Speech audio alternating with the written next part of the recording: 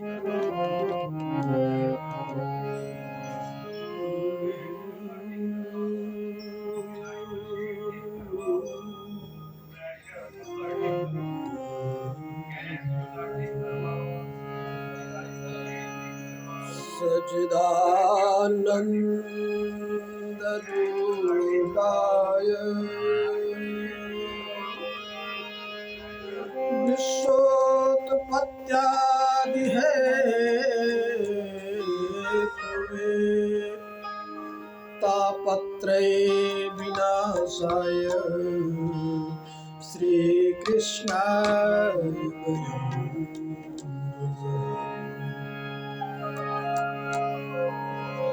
नारायणं नमस्कृत्य नरं चैव नरोत्तमं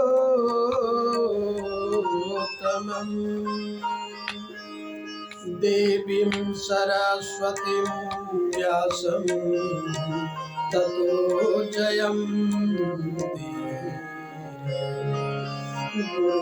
गुरुर्ब्रह्मा गुरुर्विष्णु गुरुर्देवो महेश्वर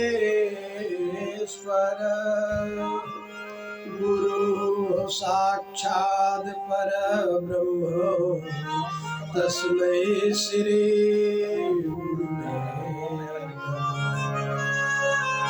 ध्येयं सदा परिभवग्नमभीष्टदोहम् तीर्थास्पदं शिवविरञ्चिनुतं शरण्यं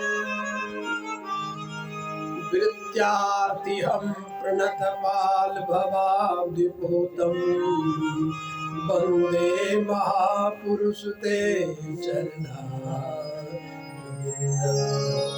जय जय राधा रमण जय जय नवल किशोर जय गोपी चितचोर प्रभु जय जय माखन चोर।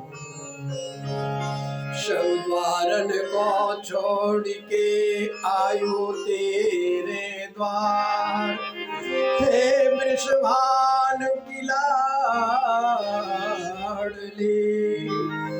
मेरी वो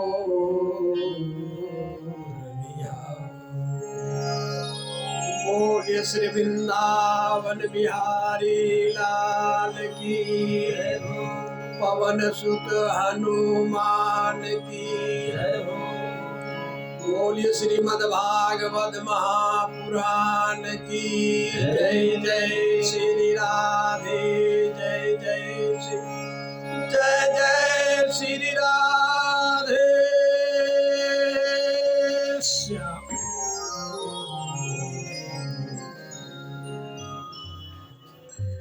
अखिल ब्रह्मांड नायक परम पिता परमात्मा नंद नंदन यशोदानंदन गोपी वल्लभ श्याम सुंदर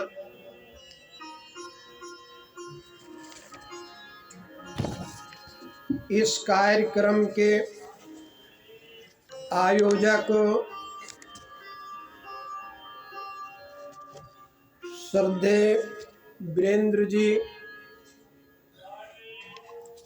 और इस पावन कार्यक्रम का जो सेतु बने हैं वो बरनाला से पधारे हुए श्रद्धेय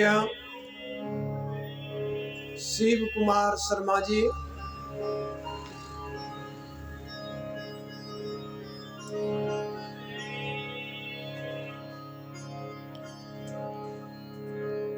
बड़ा ही ये सुंदर और सौभाग्य शुभ अवसर है इस पावन भूमि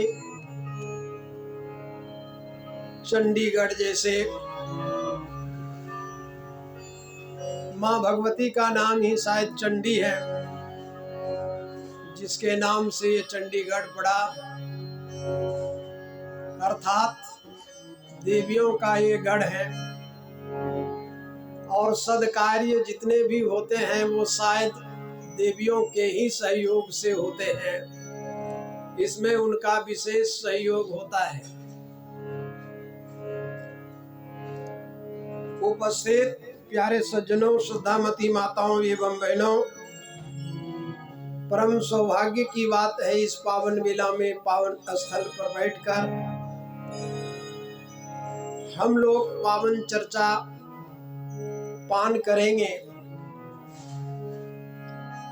आइए पावन चर्चा पान करने से पूर्व एक दो लाइन के माध्यम से मंगलाचरण करते हैं। तत्पश्चात हरि चर्चा यथासंभव करेंगे।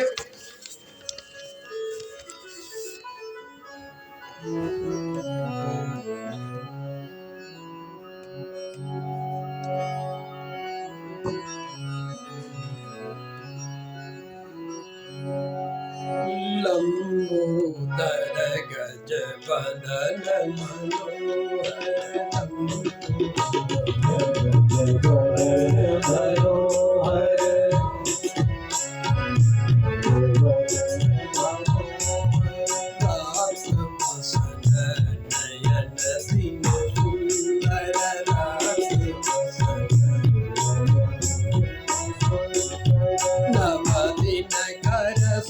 सोह शरीरा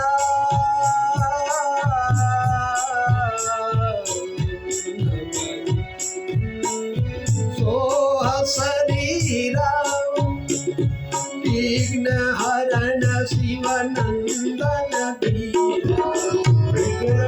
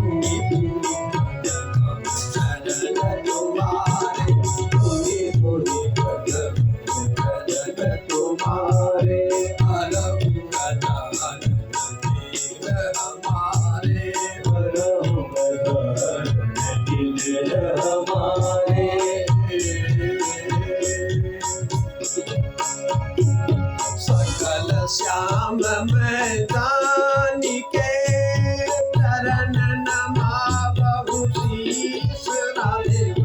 सकल श्याम मैदान के चरण नमावहु शीस राधे। कृष्ण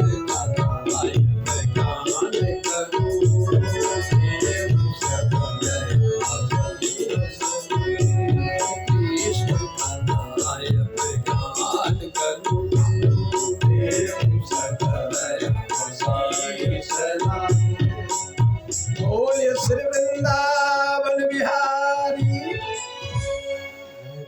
आइए श्रीमद् भागवत महापुराण की कथा क्यों सुननी चाहिए। किसी कार्य को हम जब करते हैं तो उसके महात्म को नहीं जानते हैं तो उस कार्य में रुचि नहीं होती है। इसलिए सूत जी महाराज ने शौनकादि ऋषियों को श्रीमद् भागवत महापुराण के महात्म को बताते हैं, क्योंकि शौनकादि ऋषियों ने पूछा कि गुरुदेव, आप सभी शास्त्रों को जानते हैं, आप ज्ञानी हैं, ध्यानी हैं, तपस्वी हैं, मैं आपसे जानना चाहता हूँ कि किन साधनों से सुख मिलेगा, शांति मिलेगा। तो बड़ा सुंदर उत्तर दिया। ये 88,000 जो ऋषि नैमिषारण्य में निवास करते हैं, जिनका शौनकादि कह करके संबोधित किया, बड़ा सुंदर चित्रण किया यहाँ पर कि नये से सुतमासीनम अभिवाद्य महामतिम कथामृतम रसा स्वादु कुशलः शौनको ब्रवीत। नैमिषारण्य में,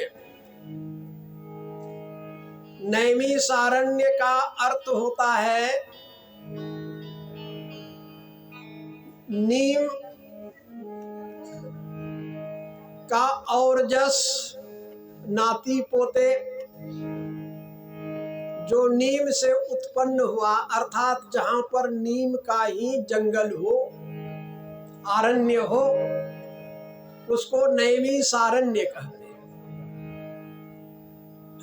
नीम का स्वभाव कड़वा होता है, गुण उसका सुखद होता है, रोग विध्वंसक होता है। इसी प्रकार से श्रीमद् भागवत महापुराण की जो कथा है, सुनने में कभी कभी जब ज्ञान की चर्चा होती तो कथा खुश्क हो जाती,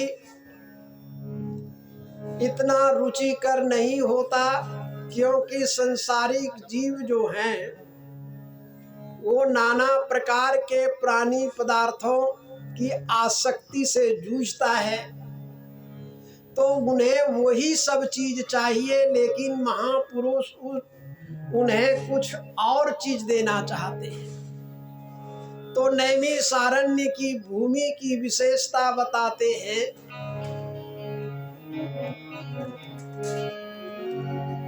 नैमिषारण्यमहि अति पावन, नैमिषारण्यमहि अति पावन, जहाँ रहे मुनि सौनक पावन, जहाँ रहे मुनि सौनक पावन।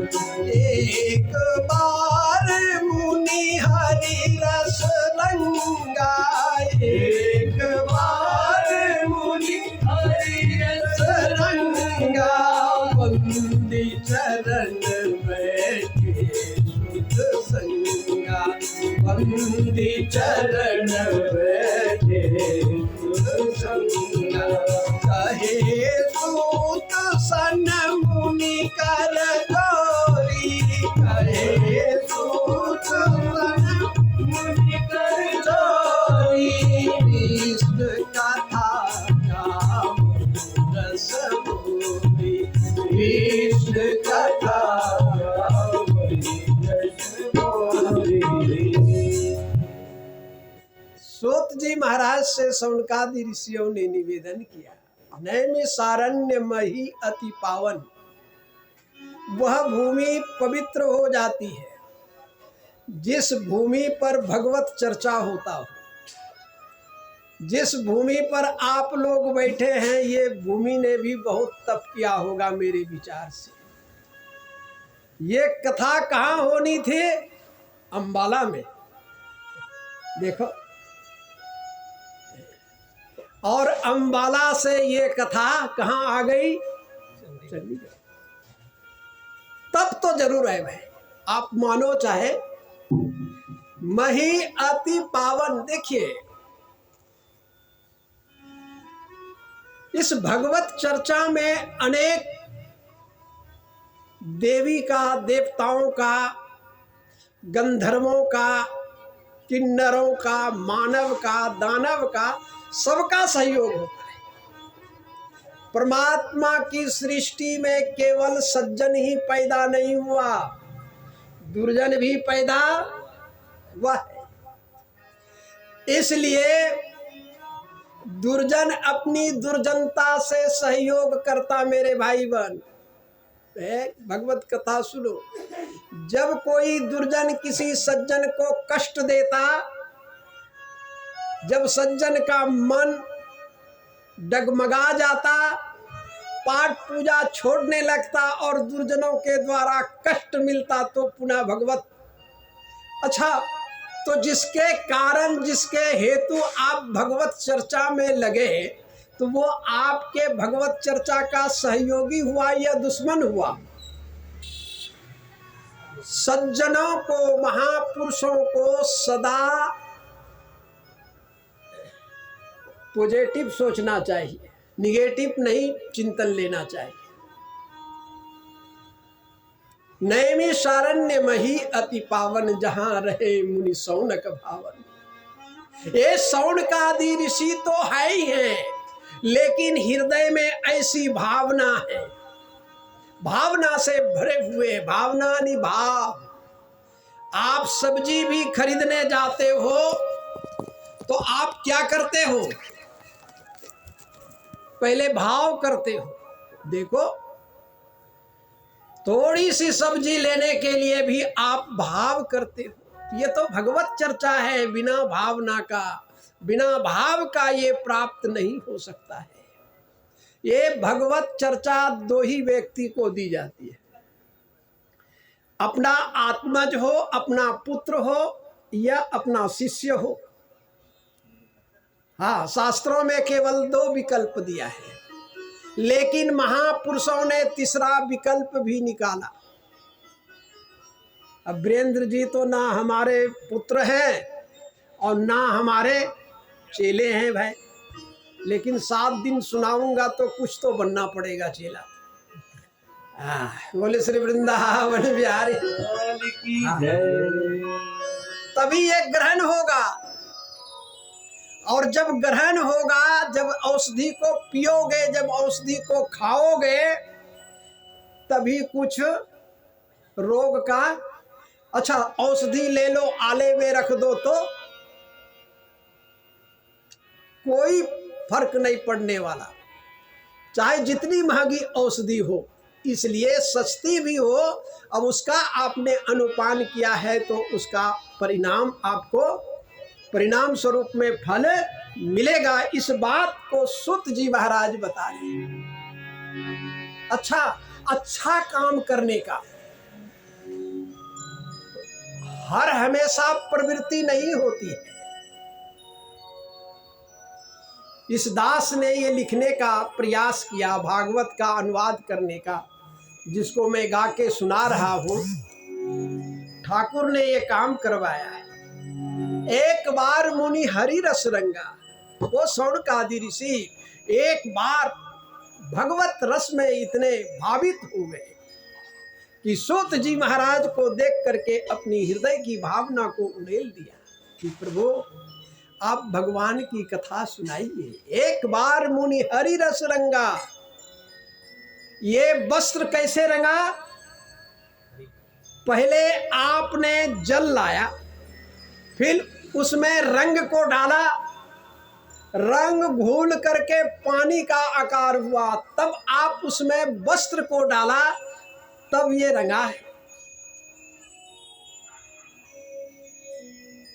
ठीक इसी प्रकार से भगवत चर्चा के रंग में वो व्यक्ति तब रंगता है जब भावना रूपी जल में श्रद्धा रूपी जो है रंग को डालते हैं, और तब कहीं वो साधक रंग पाता है, और जब रंग पाता है तब वो हरि चर्चा के लिए उद्योग करता है। तो नैमिषारण्य बैठे हुए सूत जी महाराज ने कहा, देखो हर चीज आपको पैसा से मिल सकता है, लेकिन एक ज्ञान ही ऐसी वस्तु है जो पैसा से खरीदा नहीं जा सकता। उसके लिए क्या करना पड़ेगा? कहे सूत सन मुनि कर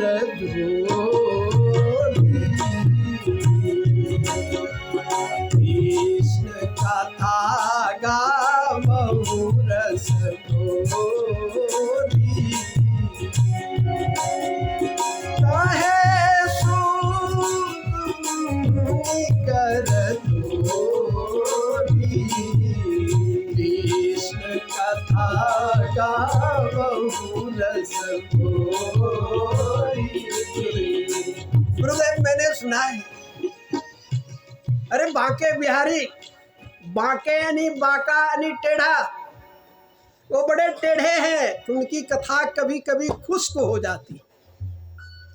लेकिन प्रभु आप ऐसी कृपा करें कि उस कथा को जैसे गुलाब जामुन को चाशनी में डाल दिया जाता, वो मैदा भी खाने में बड़ा मजेदार हो जाता। तो ठीक इसी प्रकार से यद्यपि भगवान श्याम सुंदर की कथा तो सरस है, लेकिन आप भाव से युक्त होकर के उसे ऐसे भाव रूपी चाशनी में डाल करके आप परोसे कि मेरा मन इधर उधर ना हो। बोले श्री वृंदावन बिहारी की जय। हे शौनकादि ऋषियों, श्री सुखदेव जी महाराज ने भी जब राजा परीक्षित को ये भगवान की श्याम सुंदर की कथा को लेकर के उपस्थित हुए, उसी समय देवता लोगों का आगमन हुआ। आकाश मार्ग से देवतागण आए और देवता लोग स्वर्ग में रहते। कहाँ रहते? स्वर्ग में। खाते अच्छा, पहनते अच्छा, लेकिन गोस्वामी तुलसीदास महाराज ने रामायण में लिखा कि देवताओं का स्वभाव अच्छा नहीं है। देखो बड़ी विचित्र बात है। खाता अच्छा, पहनता अच्छा, लेकिन स्वभाव अच्छा क्यों? तो गोस्वामी तुलसीदास जी महाराज कहते हैं, और यहाँ भागवत में लिखा, सुखम नत्वा बदन सर्वे स्वकार्य कुशलासुरा कथा सुधाम प्रयच्छ स्वगृहीत्वैव सुधामिमाम्। कथा वस्तु को लेकर जैसे राजा परीक्षित को सुनाने के लिए तैयार हुए, उसी समय स्वर्ग से देवता लोग वो अमृत कलश लेके आ गए और कहा, गुरुदेव महाराज, अरे राजा परीक्षित को मृत्यु का भय है, तो इन्हें ये अमृत पिला दीजिए और ये कथा रूपी अमृत हमें सुना दीजिए। लेकिन कथा और अमृत का महत्व तो राजा परीक्षित नहीं जानते, सुखदेव जी जानते। सुखदेव जी ने कहा, अरे देवताओं, सौ कार्य कुशलासुरा, अपने कार्य को करने में कितने चतुर हैं, देखो तो। इसलिए उन्होंने कहा, को कथा को सुधा लोके को काचर को मनीर महान ब्रह्मरा तो विचार्ये वम देवांगास। कहाँ कथा और कहाँ अमृत, कहाँ कांच और कहाँ मणि, समानता हो सकता है क्या? को कथा को सुधा लोके, कहाँ कथा और कहाँ अमृत, कोई समानता नहीं है। और अरे देवताओं, हम महात्मा हैं, इसका विनिमय नहीं हो सकता। पहले लोग आते थे नहीं कुछ समाज में बेचने के लिए, गांव में दही आ गया, दूध आ गया, तो पहले पैसे की कमी हुआ करता था, तो अदला बदली कर लेते थे। उसको गेहूं दे दिया, चावल दे दिया, धान दे दिया, और उसके बदले में दही दे देते थे। हमने ऐसा बहुत खाया, गांव का रहने वाला। दूध वाले को देखता था तो मैं उछल पड़ता था। मेरी माँ धान लेके जाती थी, धान देती थी और उससे थोड़ा सा दही मिल जाता था। कहा, हम व्यापारी नहीं हैं कि ये दे करके बोले। देवताओं की हंसी उड़ा दी। देवता अपना सा मुंह लेकर करके वापस हो गया। सुखदेव जी महाराज कहते हैं, ये कथा रूपी अमृत तो उसको दिया जा सकता है जो श्रद्धालु हो। ये तीसरा युक्ति दिया। पुत्र है तो पुत्र का अधिकार पिता की संपत्ति पर होती है। चाहे नालायक पुत्र हो तो भी वो हिस्सा ले सकता है, लायक हो तो और अच्छा है। और या तो शिष्य हो तो शिष्य का भी अधिकार गुरु की प्रॉपर्टी पर होता। लेकिन जो शिष्य नहीं है, जो पुत्र नहीं है, तो कहा यदि श्रद्धालु हैं तो ऐसे व्यक्ति को भी कथा सुना देनी चाहिए, लेकिन श्रद्धा से युक्त हो। इसलिए आए हैं तो मैं बता रहा था कि देवताओं का स्वभाव कैसा है। गोस्वामी तुलसीदास जी महाराज कहते हैं कि ऊंच निवास नीच कर तूती, ऊंच निवास नीच कर तूती, देखी न सकाई पराई विभूति, देखी न सकाई पराई विभूति, ऊंच निवास नीच कर तूती, ऊंच निवास नीच कर तूती। रहते ऊपर, खाते अच्छा, पहनते अच्छा, लेकिन स्वभाव अच्छा नीच कर तूती। उसकी करनी कैसी है? कोई पाठ करने लगे, कोई पूजा करने लगे, कोई यज्ञ करने लगे, कोई हवन करने लगे तो इंद्र की कुर्सी हिलने लगती है। हाँ, राजा पृथ्वी ने 99 यज्ञ किया। 99 यज्ञ जब कर रहा था तो इंद्र की कुर्सी हिल गई। ये क्यों 99? 100 पूरा करेगा तो इंद्र पद पा जाएगा, मेरी कुर्सी छीन जाएगी।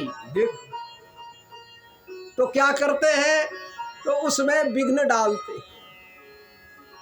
बड़ा सुंदर चर्चा किया, उच्च निवास नीच कर। अच्छा एक बात, हमने अभी तक देवताओं को देखा नहीं, आप लोगों ने देखा होगा, आप लोगों को जरूर मिला होगा देवता है? हाँ, हमने सुना केवल।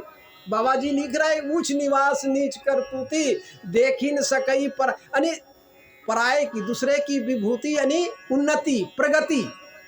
कोई प्रगति करता हो तो देवताओं को अच्छा नहीं लगता। देखो, अरे दुर्जनों को अच्छा ना लगे, राक्षसों को अच्छा ना लगे तो बात समझ में आती है, लेकिन देवताओं को अच्छा ना लगे ये तो बात समझ में आती। मैंने उस देवता को तो नहीं देखा, लेकिन ये टोले मोहल्ले वाले देवता को देखा। हाँ, बम्बई में जाइए, बड़े बड़े शहरों में, दिल्ली जाइए, बम्बई जाइए, कलकत्ते जाइए, ऊंच निवास वो 17वें 36वें फ्लैट पर रहता है, बताओ। लेकिन सवेरे अपने घर में झाड़ू लगाएंगे, एक लिफाफे में कचरा डाल करके वहीं से दूसरे के दरवाजे पर डाल। ऊंच निवास नीच कर तूती, अब देखी न सकई पराए।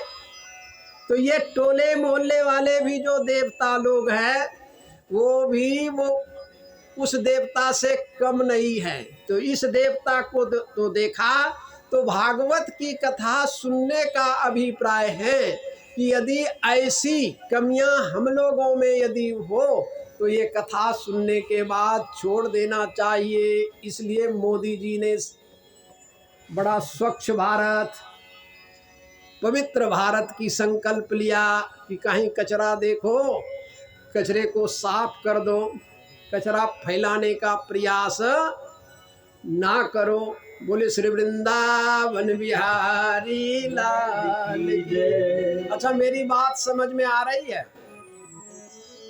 आ रही? छोड़ दे फिर कथा कि पूरी करें। राधे राधे गोविंद गोविंद राधे राधे राधे गोविंद। बोलो, ताली बजाओ। राधे राधे गोविंद गोविंद राधे राधे गोविंद गोविंद राधे गोविंद राधे गोपाल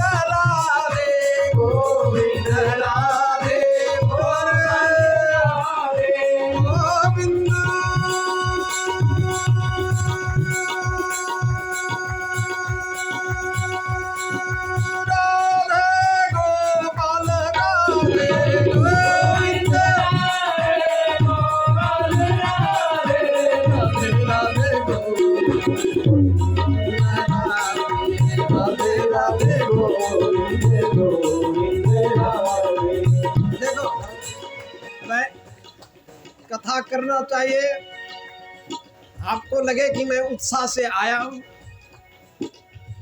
आप तो ऐसे मुरझा के बैठे हो, ऐसा लगता है। खिलो।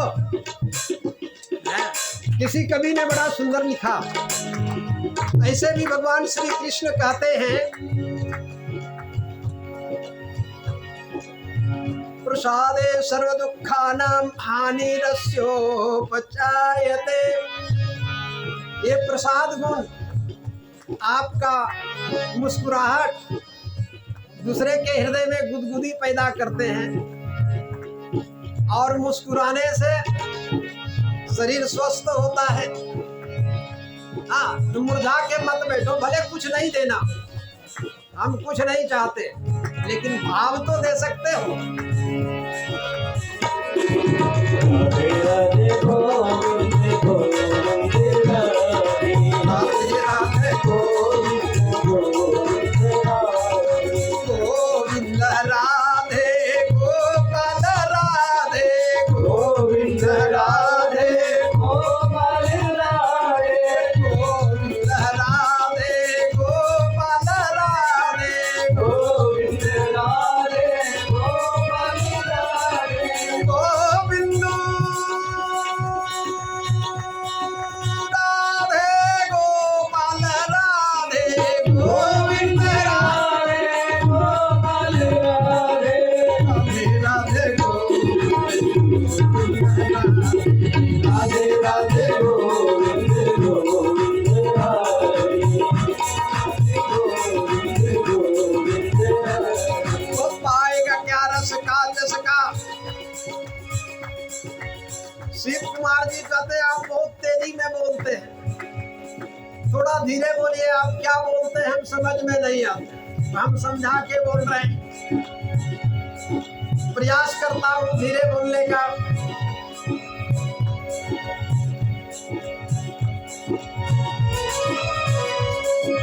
वह पाएगा क्या रस का चस्का, वह पाएगा क्या रस, वह क्या पाएगा, रस का चस्का, स्वाद, मिठास, वो क्या पाएगा। जो मुरझा के बैठा है, खिला हुआ रहोगे तो मिल जाएगा। वह पाएगा क्या रस का चस्का, नहीं कृष्ण से नेह लगाएगा जो, हरे कृष्ण उसे समझेगा, वही रसिकों के समाज में जाएगा जो। धूल लपेट कलेवर में गुण नित्य किशोर के गाएगा जो, हंसता हुआ श्याम मिलेगा, उसे निज प्राणों की भेंट चढ़ाएगा जो। राधे राधे गोविंद गोविंद राधे, राधे राधे गोविंद गोविंद राधे, राधे गोपाल राधे, गोविंद राधे गोपाल राधे, गोविंद राधे गोपाल राधे, गोविंद राधे गोपाल राधे, राधे राधे गोविंद गोविंद राधे, राधे राधे गोविंद गोविंद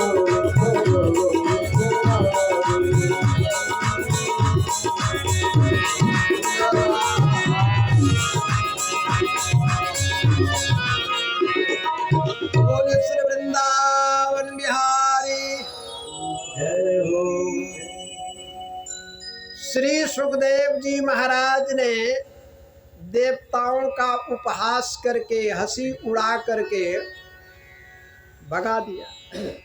का कथा तो श्रद्धालुओं को सुनाई जाती है। अच्छा, आपसे हम पूछ लें, व्हाट इज श्रद्धा, श्रद्धा क्या है? हैं? देखिए, गीता में 3 प्रकार की श्रद्धा का वर्णन किया है, राजसी श्रद्धा, तामसी श्रद्धा और सात्विक श्रद्धा। लेकिन श्रद्धा क्या है, वो क्या है? व्हाट इज श्रद्धा? श्रद्धा कैसे कैसे अभिव्यक्त करोगे? देखिए, श्रद्धा व्यक्त करने का दो ही, मेरे से कई लोग कहते हैं महाराज मुझे पहचाने नहीं। हमारे यहाँ अवधूत मंडल में एक पुजारी रहता था, कोई कुछ देता था तो बड़ा ध्यान रखता था, उनको नाम याद आ जाता था, और कोई कुछ नहीं देता था, नहीं मुस्कुरा के कहता धर्माऊ है, धर्माऊ है। हाँ, जहाँ फूल नहीं डालना वहां डाल दिया और कचरा करके गया। श्रद्धा की अभिव्यक्ति आप पत्र से कर सकते हैं,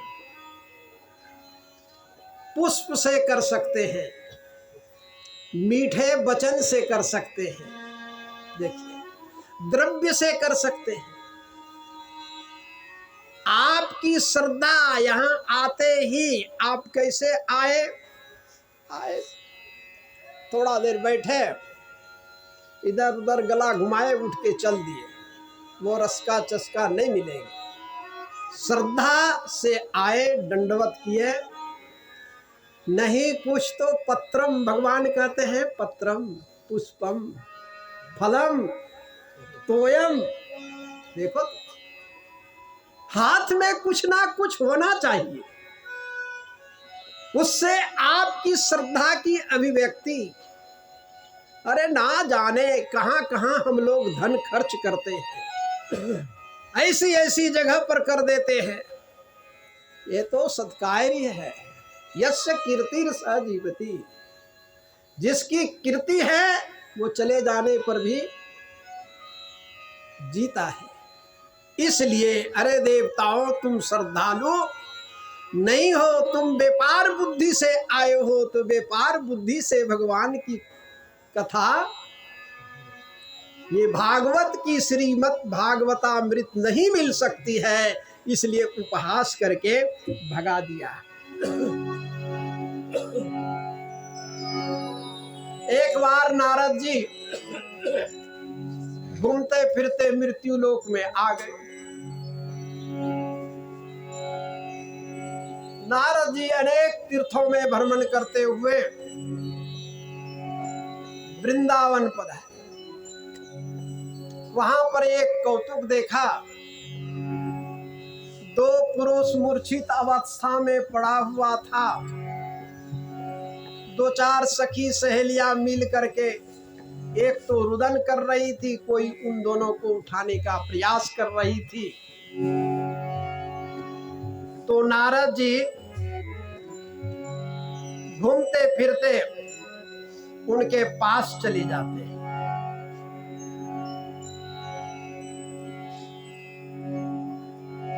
और नारद जी को देखा भक्ति ने, तो भक्ति ने कहा,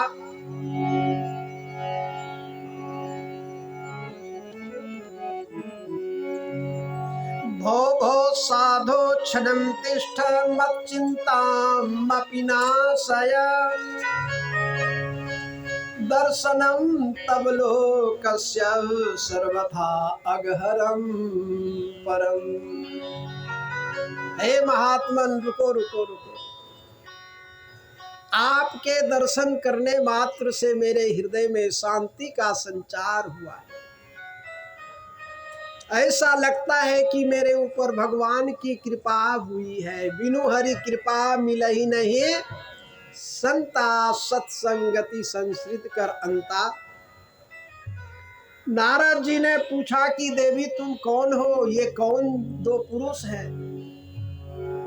कहा महाराज मेरा नाम भक्ति है, मैं दड़वीर में पैदा हुई, महाराष्ट्र में पली, गुजरात में आकर के वृद्ध हो गई, वहां से चलती फिरती मैं वृंदावन आई। इस भूमि के स्पर्श से मैं तो तरुणी हो गई, जवान हो गई, लेकिन ये दोनों मेरे पुत्र मूर्छित अवस्था में है। आप ही बताइए कि जिसका पुत्र मृत्यु की सैया पर लेटा हो तो माँ कैसे सुखी होगी। महात्मन, आप कोई ना कोई युक्ति करें, कोई ना कोई उपाय करें, जिससे मेरा पुत्र स्वस्थ हो जाए। नारद जी ने कहा देवी रुको रुको, अभी मैं इसको स्वस्थ करता हूं। नारद जी ने विचार किया कि ज्ञान और वैराग्य तो वेद मंत्रों को सुनने से, वेदांत सुनने से, वेद सुनने से स्वस्थ होता है। तो नारद जी जो कुछ भी जानता था ज्ञान ध्यान खूब सुनाया। एक बार तो मूर्छा टूटी, उठना चाहा फिर गिर गया। नारद जी को झटका लगा कि मेरी तपस्या बेकार है, मैं इसको स्वस्थ नहीं कर सका। साधु का अर्थ ही होता है पर कार्यम साधनोति इति साधु, दूसरे के बिगड़े हुए काम को जो बना दे वो साधु है, वो महात्मा है। इसके लिए मैं उद्योग करूंगा, तुम ठहरो, अभी मैं जाता हूं, इसका उपाय पूछ के आता हूं, कोई औषधि लेके आता हूं और तुम्हारे पुत्र को स्वस्थ करता हूं। अब नारद जी जल्दी जल्दी में जा रहे थे। उत्तराखंड की ओर चला, हिमालय में उधर से सनक, सनंदन, सनातन, सनत कुमार 4 ऋषि आ रहे थे। रास्ते में मिलते हैं और नारद जी से पूछते हैं कथम ब्रह्मदीन मुखा कुतश्चिन्तातुरो भवान त्वरितं गम्यते पुत्र कुतस्तवागमनम्।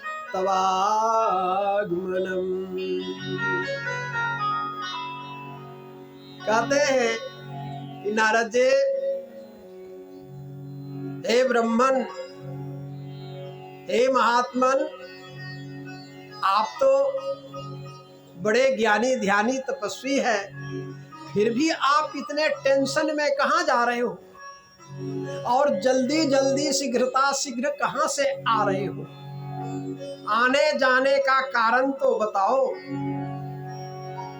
क्योंकि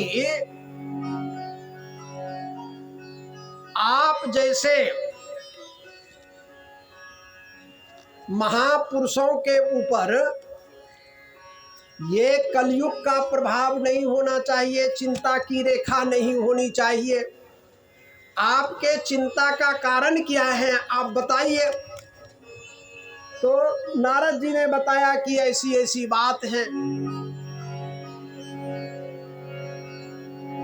तो सनकादिक कहते हैं कि महाराज आप चिंता मत करें, इसका एक उपाय पहले ही से है। कहा क्या उपाय है? कहा यही उपाय है कि उनको श्रीमद् भागवत महापुराण की कथा सुना दे तो वो स्वयं स्वस्थ हो जाएंगे। क्योंकि कहा महाराज श्रीमद् भागवत महापुराण का क्या फल मिलता है? तो वो बता रहे हैं यत् फलम नास्ति तपसा ना योगे न समाधिना तत्फलम लभते सम्यक कलोके संकीर्तनात्। जो फल तपस्या से नहीं प्राप्त होता, जो फल योग से नहीं मिलता, वो फल तो भगवान के गुणगान करने से मिल जाता है। इसलिए आप उन्हें भागवत की कथा सुनाए। और आते हैं, नारद जी ने कुछ उपदेश दिया भक्ति को। कहा देवी तुम चिंता मत करो, क्योंकि तुम्हारे चिंता करने से तुम्हारा पुत्र स्वस्थ होने वाला नहीं है। तुम तो भगवान का चिंतन करो। वृथा खेदयसे बाले अहो चिंता तुरा कथम श्री कृष्ण चरणम भोजम स्मर दुखम गमिष्यति। अरे देवी तुम भगवान श्री कृष्ण का चिंतन करो, तुम्हारे दुख दूर हो जाएगा। अच्छा, ये कथा उस भक्ति की नहीं है, इस भक्ति की है। हम लोग भी किसके लिए चिंतन टेंशन में है? हम लोग रिटायर हो गए फिर भी किसका चिंतन करते? बच्चों का। देवी किसकी, भगवती किसकी, भक्ति किसकी चिंता कर रही है? अपने पुत्र की। तो उनमें और हम में, तो हम डायरेक्ट यदि आपको कहें तो आपको बुरा लग सकता है। इसलिए व्यास जी ने श्रीमद् भागवत महापुराण के माध्यम से हम लोगों को ये बताना चाहते हैं कि हम लोगों को भी देखिए, हर प्राणी परमात्मा की सृष्टि में है और हर प्राणी की व्यवस्था कौन करते हैं? परमात्मा करते हैं। हम आप केवल निमित्त हैं, लेकिन अहंकार हम लोग ले लेते हैं कि हम करते हैं, हम करने वाले हैं। यही तो बंधन है। इसी बात को समझना है। बड़े बड़े ज्ञानी भी इसमें फंस जाते हैं। इसलिए देवी वो भगवान श्री कृष्ण कहीं गए नहीं। द्रौपदी च परित्राता येन कौरव कस्मलात् पालिता गोप सौंदर्य स कृष्ण पापिनो गतम्। जिसने कौरवों की भरी सभा में द्रौपदी की रक्षा की, वो श्री कृष्ण कहीं नहीं चले गए, वो श्री कृष्ण यही हैं। देवी तुम चिंता मत करो, तुम उसी श्री कृष्ण का चिंतन करो। और देवी तुम बड़ी अच्छी हो। देखो, तुम्हारा चिंतन करने मात्र से क्या होता है वो बता रहे हैं। त्वं तो भक्ति प्रिया तस्य सततं प्राणतोऽधिका त्वया हुतस्तु भगवान याति नीच गृहे सौखी। अरे देवी तुम धन्य हो। हाँ, अरे देखो, भगवान तो अपने प्राण से भी अधिक आपसे प्रेम करते हैं। तुम कितनी प्रिया हो भगवान की। भगवान किसी को मिलते हैं तो किसके माध्यम से मिलते हैं? भक्ति के माध्यम से। बोलिए श्री वृंदावन बिहारी भगवान से मिलने का साधन सत्संग है। और इस सत्संग में आने का साधन क्या है? भक्ति है। तो त्वं तु प्रिया, तुम तो प्रिया हो किसके? भगवान के। तुम्हारे बिना भगवान नहीं आते। और नीच के हृदय में भी, अधम से अधम व्यक्ति के हृदय में भी यदि भक्ति हो तो कहते हैं उसके घर में भी भगवान आ जाते हैं। बोले श्री वृंदावन बिहारी। इस प्रकार से नारद जी ने जब भक्ति की प्रशंसा की तो भक्ति प्लावित हो गई, प्रसन्न हो गई। अहो नारद धन्योऽसि प्रीतिस्ते मयि निश्चला ना कदाचिन् विमुञ्चामि चित्ते स्थास्यामि सर्वदा। अहो नारद आप धन्य हैं, आपकी भक्ति में इतनी प्रीति है। देखो, लोग भक्ति को मांगते हैं कि प्रभु मुझे भक्ति दे दो, कुछ नहीं चाहिए। लेकिन भक्ति क्या कहती है? नारद जी आप धन्य हैं, आपके माता पिता धन्य हैं, धन्योसी। क्योंकि आपकी प्रीति भक्ति में है। इसलिए मैं भुजा उठा करके कहती हूँ कि एक क्षण के लिए भी मैं आपके हृदय से बाहर नहीं रहूंगी। थास्यामी, मैं आपके हृदय में स्थित रहूंगी। और आप तीनों लोकों में भ्रमण करके आप जाकर के भक्ति का प्रचार करें। बोलिए श्री वृंदावन बिहारी। देखो, भक्ति कहते हैं कि महात्माओं का दर्शन, महात्माओं का समागम ऐसे नहीं होता। कैसे होता? कि भाग्योदयेन बहुजन्म समर्जितेन सत्संगमं च लभते पुरुषो यदा वै अज्ञान हेतु कृत मोहमादान्धकार नाशं विधाय तदोदयते विवेका।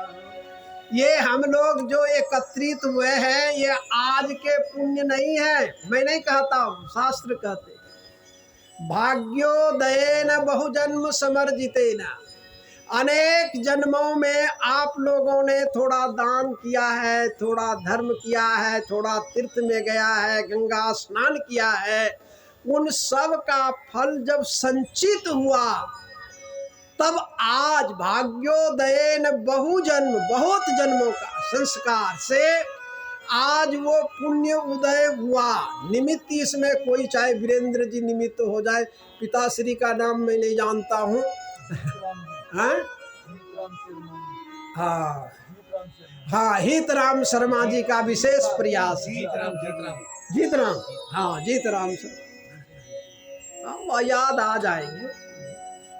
7 दिन अभी हैं। बोलिए श्री वृंदावन बिहारी लाल की जय। देखिए, इन लोगों के प्रयास से ये निमित्त हुए हैं, लेकिन आपके अनेक जन्मों का जब पुण्य उदय हुआ तो आप यहाँ सब नहीं आ सकते हैं बहुत लोग, लेकिन सब आ, जिसके बिनु हरि कृपा, बिना परमात्मा की कृपा से वो कृपा हो जाए है। तो ये आप लोग अनेक जन्मों के जो पुण्य है, दान है, उसके प्रभाव से आज आप लोगों को ये सत्संग प्राप्त हुआ है, सुलभ हुआ है। और कहते हैं जब सत्संग प्राप्त होता है तो अज्ञान हेतु, अज्ञान का जो कारण है वो क्या होता? अज्ञान हेतु मोह माधांधकार है। मोह से जो उत्पन्न अंधकार है, कोहरे है, वो क्या होता है? नाश हो जाता। और जब मोह का नाश होता, ज्ञान का नाश होता, तब विवेक उदय होता है। क्या करना चाहिए, क्या नहीं करना चाहिए। बोले श्री वृंदावन बिहारी लाल की जय। इस प्रकार से सनकादिक ऋषियों ने नारद जी को समझाया। कहा, नारद जी, यत्र भागवती वार्ता तत्र भक्त्यादिकं ब्रजेत, कथा शब्दम समाक्रण्य तत्रिकम तरुणायते। हे नारद जी, जहाँ पर श्रीमद् भागवत महापुराण की कथा होती है, वहाँ पर ज्ञान, वैराग्य, भक्ति बिना बुलाए आ जाते हैं, और कथा के शब्द कान में पड़ते ही धीरे धीरे वो जवान हो जाते हैं। बोलिए श्री वृंदावन बिहारी लाल की जय। इसलिए अरे महाराज, ये पाप शरीर में तभी तक रहता, कब तक? तावत् पापानि देहे अस्मिन् निवसन्ति तपोधन, यावत् न सूर्यते सम्यक् श्रीमद्भागवती वार्ता। क्या कहते हैं कि तब तक शरीर में पाप निवास करते हैं। कब तक? हे तपोधन, तभी तक। कब तक? कि जब तक ये श्रीमद् भागवत महापुराण की कथा कान में नहीं पड़ी है, तब तक पाप रहता है शरीर में। जैसे वो कान में पड़ा तो वो भगने लगते। जैसे सूर्य के उदय हो जाने पर अंधेरा रहता क्या? अच्छा, अंधेरे को भगाने के लिए डंडे की जरूरत है क्या? प्रकाश हुआ कि सूर्य उदय होते ही वो भागता है। ठीक इसी प्रकार से अविद्या भी चली जाती है।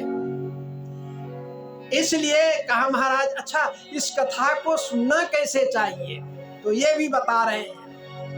मैं एक एक श्लोक इसलिए बोल रहा हूँ, नहीं भी बोल सकता हूँ। थोड़ा श्लोक बोलने से लोग कहते हैं कि विद्वान है बाबा जी, नहीं तो कहते हैं ऐसे ही है।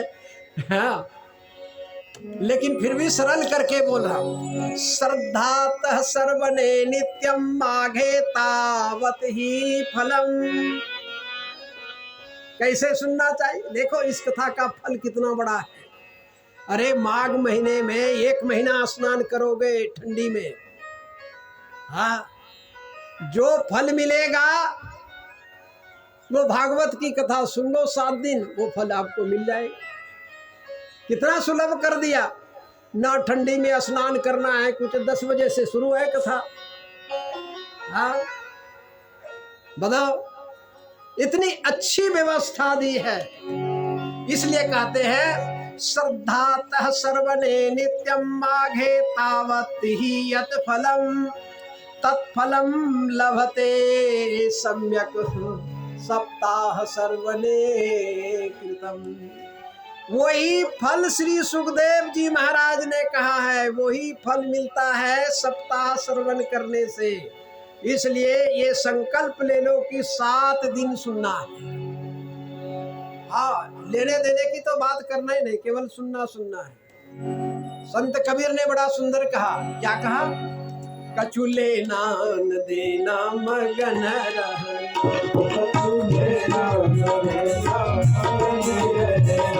कछु लेना न देना मगन रहना, कछु लेना न देना मगन रहना, कछु लेना न देना मगन रहना, कछु लेना न देना मगन रहना,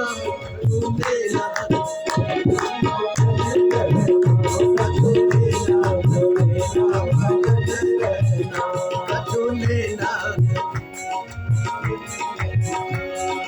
गहरी नदिया नाम पुरानी, गहरी नदिया नाम पुरानी, गहरी नदिया नाम पुरानी, गहरी नदिया नाम पुरानी। खेपटिया से हो, खेपटिया से हो मिलत रहना,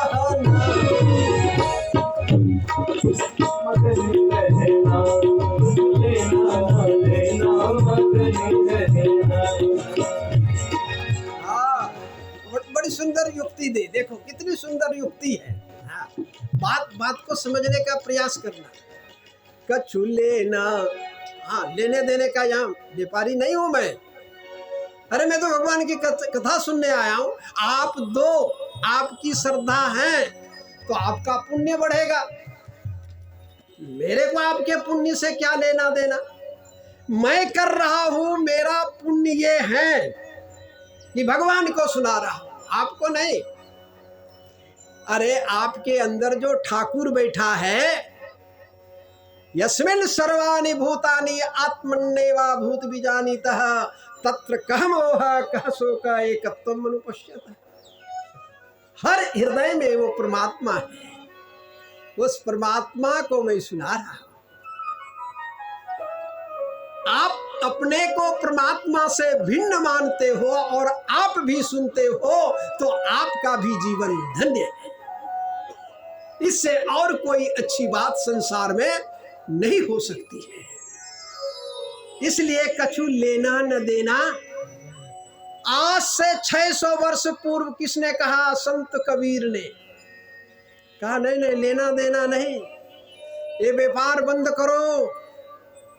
अब तो व्यापार चल गया ये कथा भी। हाँ हाँ, सोचते कौन सा पंडित सस्ता मिल जाए, फ्री वाला मिल जाए। हाँ। अब पंडित जी भी कम नहीं होते, कहते भाई 1 लाख लूंगा। हाँ चंडीगढ़ में जा रहे हैं तो कम क्यों लेवे? हाँ इतना लंबा है तो ये अब बड़ी विशद हो गई है। लेकिन अस्तु आइए, हम क्या सुना रहे थे? कछु लेना न देना मगन रहना। किसमें? हरि कीर्तन में, हरि भजन में, हरि जपन में मगन रहो। एक एग्जाम्पल दिया, गहरी नदिया नाव पुरानी। नदी बहुत गहरी है और नाव जर्जर है, टूटा फूटा है। अब पार जाना है तो कैसे जाओगे? पास में पैसा नहीं है। संत कबीर ने बड़ा सुंदर युक्ति दिया, खेवटिया से यानी नाविक से मिलत रहना, उससे मिलते जुलते रहो। भाई साहब कैसे? भाभी ठीक है? हाँ हाँ भाभी ठीक है। और बच्चे ठीक है? आपके बच्चे क्या करते हैं? देख, आप 4 शब्द उनसे बात किए, उसके हृदय में प्रेम आ जाता। कुछ देने लेने की आवश्यकता नहीं है। आप रोज पूछो, पूछते पूछते उसके हृदय का प्रेम। अरे भैया वो पान, अरे भैया आज तो पैसा नहीं। अरे बहन जी काहे के लिए पैसे की बात करते? बैठिए ने, पैसे तो और जगह से ले लेंगे। ये मिलने जुलने का, ये तो मिलते जुलते रहो। अब मिलोगे नहीं, दरी पर आए, दरी पर से चले गए, तो दरी का भक्त दरी आपसे समाचार पूछेंगे। बाबा जी क्यों पूछेंगे? बाबा जी क्यों जाने? ये बड़ी एक संबंध है। इस संबंध को बता रहे हैं कि इसमें कुछ लेने देने की बात नहीं। अरे देवी, सकल भुवन मध्य निर्धनास्ते धन्या, लेने देने की बात नहीं। क्या? सकल भुवन मध्य निर्धनास्ते धन्या निवसति हरिर्भक्त्यै समृद्धि। और क्या कहते? हरिर्लोकम सर्वथा तो विहाय प्रविश्यति हृदय तेषां भक्ति सूत्रोपनद्ध।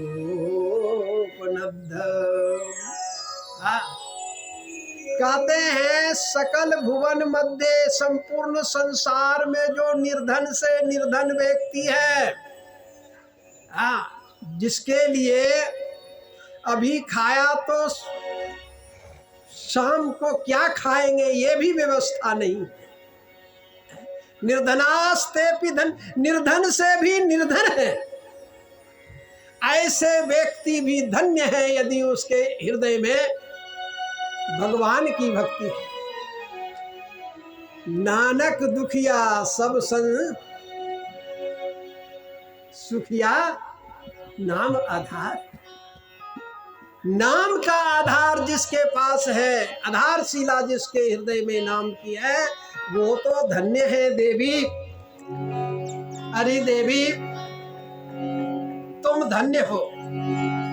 श्रद्धायुत सप्ताह सुने श्रवण माग फल ले, सुखदेव शास्त्र महात्मा सनकादिक कही दे। इस प्रकार से सनकादिक ने नारद जी को सुखदेव शास्त्र का अर्थात श्रीमद् भागवत महापुराण का महात्म का वर्णन किया। पूछा कि महाराज कैसे कैसे पापी तरते हैं, तो उन पापियों का भी वर्णन कर रहे हैं। क्या? ये मानवा पाप कृतस्तो सर्वदा दुराचार रता विमार्गा, क्रोधायग्नि दग्धाश्च कुटिलाश्च कामिनः सप्ताह यज्ञेन कलो पुनन्ति ते। ये जो मनुष्य, ये मानवा, जो मनुष्य सदा हमेशा दुराचार रहता, दुराचार के मार्ग पर ही चलता है, अन्याय अधर्म में ही जिसकी बुद्धि लगी हुई है, ऐसे व्यक्ति भी क्रोधा अग्नि दग्धा, जो सदा क्रोध के अग्नि में दग्ध रहता है, छोटी छोटी बातों पर गुस्सा आ जाते हैं, आवेश आ जाते हैं, दूसरे का नुकसान कर देते हैं। कहा ऐसे व्यक्ति भी कुटिलाश्च, जो कुटिल है, जो कलह प्रिय है, जो कामी है, ऐसे व्यक्ति भी सप्ताह यज्ञेन, इस कली काल में सप्ताह 7 दिन की कथा सुन ले तो उसकी बुद्धि भी बदल जाती है। बोले श्री वृंदावन। इस कथा का ये प्रभाव है, ये महत्व है कि उसकी बुद्धि भी बदल जाती है। नारद जी सनकादिक ऋषि एक इतिहास का वर्णन करते हैं। इस दास ने इसी का अनुवाद लिखा, 1-2 लाइन में समझकर। कहूँ एक इतिहास बखानी, इतिहास बखानी, तुंगभद्रा माने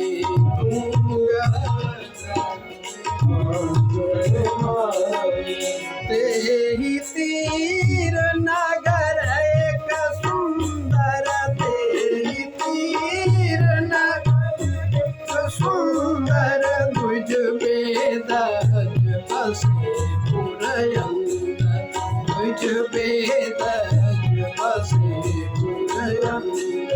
सुंदर जाया बहु धन होई, सुंदर जाया बहु धन होई, सुंबहिए गृह पूत न कोई, सुंबहिए गृह पूत न कोई, आशीष दे कुछ यही दुख दुखी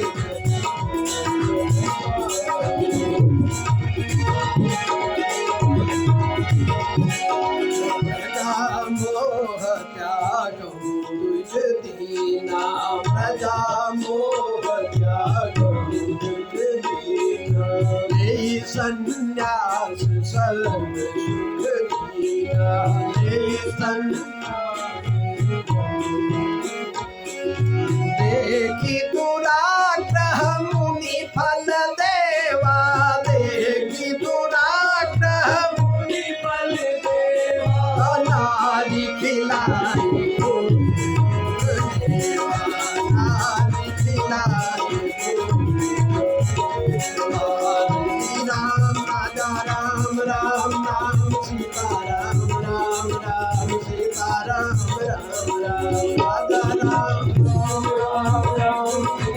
राम राम सीता राम राम राम राजा राम राम राम सीता राम राम राम राजा राम राम राजा राम राम राम राजा राम राम राम राजा राम राम राम सीता राम राम राम राजा राम राम राम सीता राम राम राम सीता राम राम सीता राम राम राम सीता राम राम राम राजा राम राम राम सीता राम राम राम राजा राम राम राम सीता राम राम।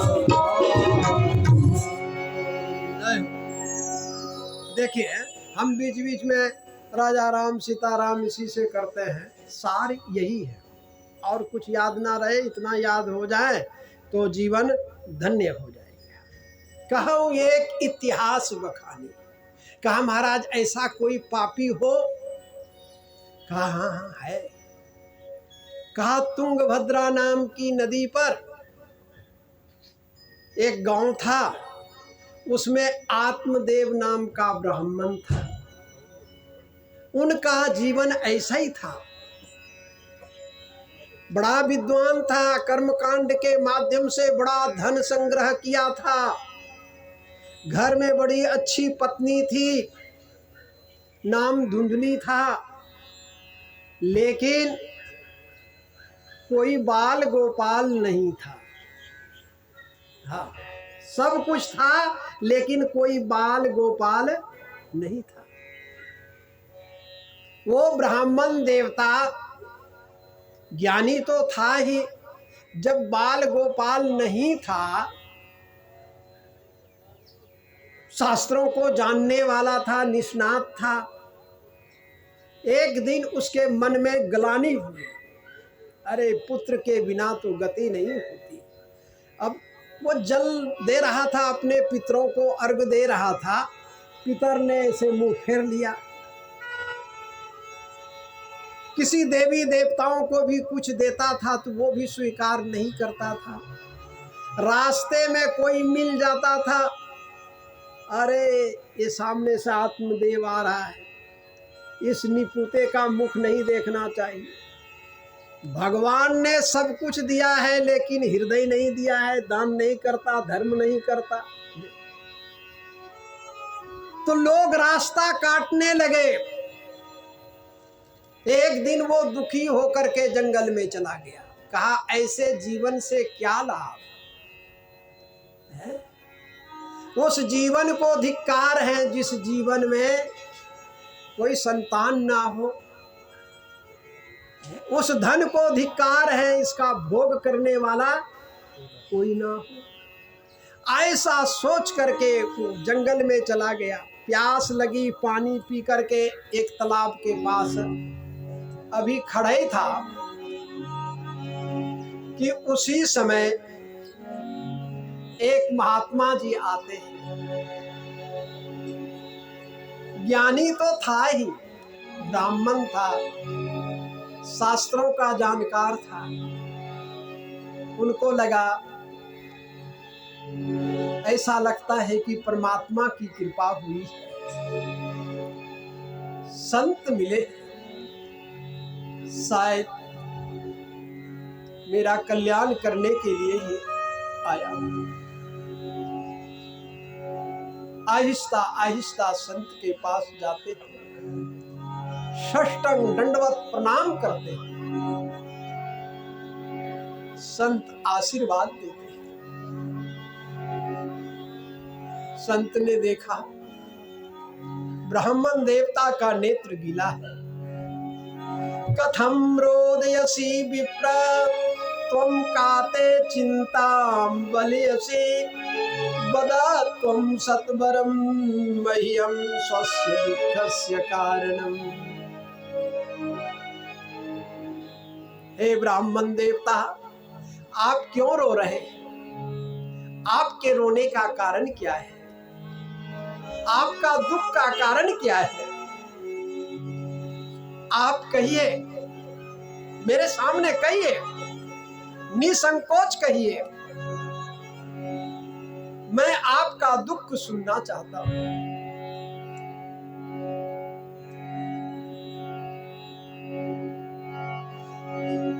मद्दत्तं नैव गृह्णन्ति प्रीत्या देवा दुजातयः प्रजा दुःखेन शून्योऽहं प्राणस्त्यक्तुं यहाँ गता। बाबा जी, मैं अपने दुख का क्या वर्णन करूं? मेरे द्वारा दिया गया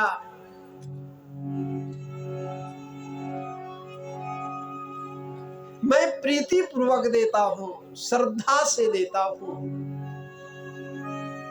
देवतागण स्वीकार नहीं करते हैं, दुजाति लोग, ब्राह्मण लोग भी स्वीकार नहीं करते। महाराज, प्रजा दुखे न, प्रजा के दुख से, पुत्र के दुख से, घर में कोई संतान नहीं है, इस दुख से दुखी होकर के इस जंगल में मैं आत्महत्या करने के लिए आया हूं।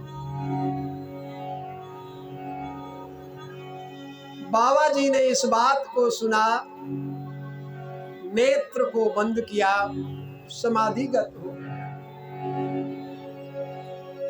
समाधि से बाहर आए और बाबा जी ने कहा, सुनो विप्र मया तेद्य प्रारब्धं तु विलोकितम्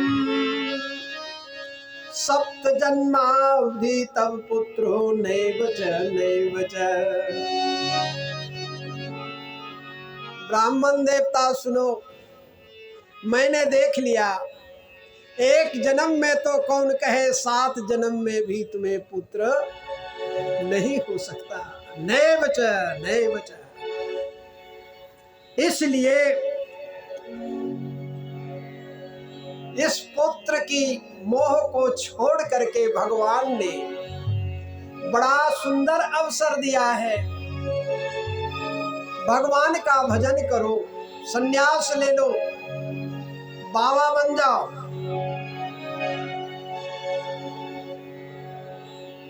इस बात को जब आत्मदेव ने सुना, कहा बाबा ऐसा ना कहे, पुत्रादि सुखहीनोऽयं संन्यास शुष्क एव हि गृहस्थ सरसो लोके पुत्र पौत्र समन्वितः। बाबा, ये एकाएकी एकांत में बैठना कितना कठिन है। जंगल में रहना, भूखा रहना, ये कितना कठिन है, ये हमसे नहीं हो सकता। संन्यास तो हर प्रकार से शुष्क है, निरस है। नहीं, गृहस्थाश्रम कितना सरस है। दादा कितना ही दुखी हो, नन्हा सा पोता पोती गोद में बैठ करके थोड़ी छू दे तो सारे दुख भूल जाते हैं। गृहस्थ सरसे लोग, यह गृहस्था आश्रम बड़ा सरस है। बाबा जी कर्तुम अकर्तुम अन्यथा कर्तुम, सब करने में आप सामर्थ्य है। मैंने सुना है महात्मा रेख में मेख मार देते हैं, इसलिए आप तो ऐसी कृपा करें कि घर में एक पुत्र हो जाए, और नहीं तो मैं आपके सामने अपना आत्महत्या करता हूँ, इसका दोष आपको लगेगा। ऐसा कह करके मूर्छित होकर के धड़ाम से गिरा। बाबा जी ने उठाया, बेटा नहीं नहीं, आत्महत्या करना अच्छी बात नहीं है, चलो कोई बात नहीं। बाबा जी ने अपने थैले में हाथ डाला, एक फल निकाल के दे दिया और कहा, बेटा ये फल ले जाके अपनी पत्नी को दे देना, खाएगा, सुंदर बालक का जन्म होगा। वो आया घर में, अपनी पत्नी धुंधली को दिया, कहा बाबा जी ने ये फल दिया है और बताया है कि 1 साल तक एक बार खाओगे, भगवान का भजन करोगे तो तुम्हारे कोख से सुंदर पुत्र उत्पन्न होगा। वो धुंधली की प्रवृत्ति ठीक नहीं थी, वो बार बार खाने वाली, इधर से उधर जा करके इसकी बात उधर उसकी बात उधर करने वाली। कहा हाय दैया, इस फल को कैसे खाऊं? कहा ब्राह्मण देवता, अभी मैं नहाई धोई नहीं, महात्मा जी ने फल दिया है, बिना नहाए धोए इस फल को छूना भी मेरे लिए ठीक है, आले में रख दो, मैं नहा धो करके खा लूँ। ब्राह्मण देवता बड़े सरल थे, आले में रख दिया और रखने के बाद वो चले गए। इतने में उसकी बहन आती है तो बड़ी टेंशन में थी, कभी इधर जाए कभी उधर जाए, तो पूछा बहन ने कि बहन क्या बात है, आज तो बहुत टेंशन में हूँ। कहा देखो तुम्हारे जीजा ने एक आफत ले आया, फल ले आया।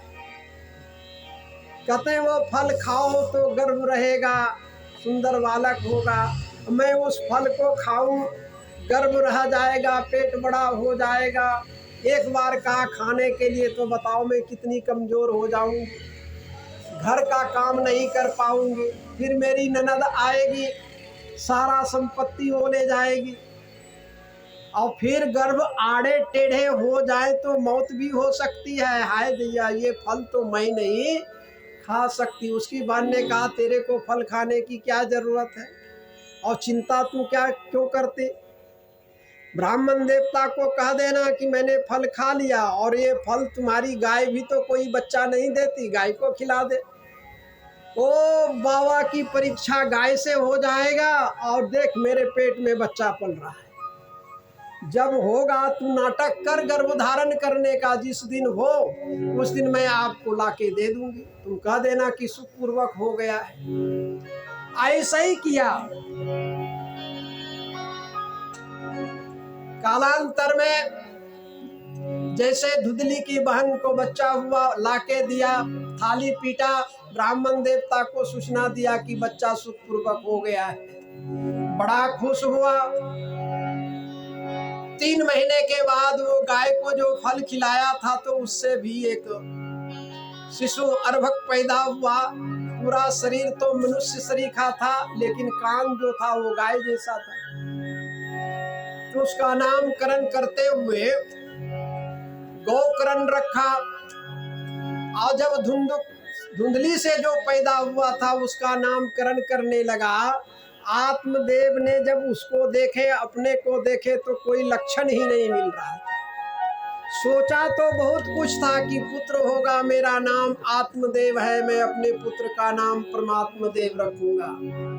लेकिन जब कोई लक्षण नहीं मिला, तो लक्षण मिल रहा था धुंधली से, तो उसका नाम क्या रख दिया? धुंधुकारी। बोले श्री वृंदावन। देखो, ये तुंगभद्रा नाम की नदी क्या है? इस कथा का सार क्या है? तुंग कहते हैं क्षणिक, भद्र कहते हैं पवित्र को। जो क्षणिक पवित्र होने वाली ये तुंगभद्रा नदी का ये मानव शरीर, ये मनुष्य का शरीर ही तुंगभद्रा है। ये जीव आत्मा ही आत्मा राम है, बुद्धि ही धुंधली है। क्या समझे? और विवेक धुंधुकारी है। धुंधली से जो विवेक होगा, जो ज्ञान होगा, वो कैसा होगा? है तो इसलिए वो ज्ञान सदा दुराचार का ही मार्ग अपनाएगा। इस बात को बता रहे। बोले श्री वृंदावन बिहारी। इस कथा का अभिप्राय ये है। पुत्र हो गया, धीरे धीरे दोनों बड़ा होने लगा, दोनों का स्वभाव अलग अलग हो गया। गौकर्ण पंडित निकला, ब्रह्मज्ञानी निकला, महात्मा निकला, परोपकार करने वाला निकला। और धुंधुकारी जो था वो दुष्ट निकला। विद्यालय में जाता था, आते समय कोई बच्चा मिल जाए उसको मार देना, उसका बस्ता छीन करके कुएं में डाल देना, नाले में डाल देना। रोज शिकायत आने लगा। धीरे धीरे वो बड़ा हुआ 5 वेश्याओं के साथ में। ये 5 वेश्या अनेक शब्द, स्पर्श, रूप, रस, गंध, इसी में जीव आत्मा फंसता है। ऐसा आत्मदृष्टि से इस चर्चा का श्रवण करें। एक दिन उन 5 वेश्याओं को खुश करने के लिए धुंधुकारी ने धीरे धीरे पिता ने जितनी संपत्ति संग्रह किया था, सबको ले जाके वेश्याओं में डालते डालते सब खत्म कर दिया। अब एक दिन धुंधुकारी ने अपने पिता की चोटी को पकड़ा और हिलाने लगा। कहा, बता तूने कहाँ जाकर के धन रखा है? पहले बैंक तो होता नहीं था, पहले दीवार होते थे, जमीन होते थे, लोग गाड़ करके रखते थे। कहा, बता कहाँ रखा है? तब आत्मदेव ने कहा, बेटा मैंने जो कुछ भी कमाया था सब तुमने नष्ट कर दिया, अब तो मेरे पास कुछ नहीं है। धक्का मारा, घर से बाहर कर दिया। रोड के किनारे बैठ करके आत्मदेव रो रहा था। उधर से गौकर्ण आया। गौकर्ण ने देखा पिताश्री रो रहे हैं, तो गौकर्ण ने कुछ उपदेश दिया। इदानीं समागत्य गौकर्णो ज्ञान संयुतः बोधयामास जनकं वैराग्यं परिदर्शनम्। कहा, पिताश्री आप रोए नहीं। अरे पिताश्री, ये संसार परमात्मा का है। हाँ, और ये पुत्र किसका, घर किसका, मकान किसका, पत्नी किसकी? ये सब व्यर्थ का झूठा नाता है। इसलिए इसकी मोह ममता को आप छोड़ दें। बड़ा सुंदर उपदेश दिया। आसार खलु संसार दुख रूपी विमोहक, सुता कस्य धनम कस्य स्नेहवान जालिते। हे पिताश्री, इस आसार संसार में, ये संसार कैसा है? जैसे गन्ने को पेड़ देने के बाद जो पीछे निकलता है कोई, वैसा ये संसार है। इस संसार में कुछ भी नहीं है और इस संसार के लिए आप रुदन करते हैं। मेरे विचार से ये अच्छा नहीं है। और इस शरीर संबंधी और ये शरीर संबंधी कैसा है कि देहे अस्तिमास रुधिरम अभिमतिम तजत्वम जाया सुतादिशो ममता विमुंच। हाँ, पश्यानिशम जगदिदम क्षण भंग निष्ठम वैराग्य राग रसिको भव भक्ति निष्ठ। पिताश्री, ये शरीर हार मास के शरीर में आपकी इतनी प्रीति है, इस प्रीति को छोड़ करके तजत्वम, इसको छोड़ दे।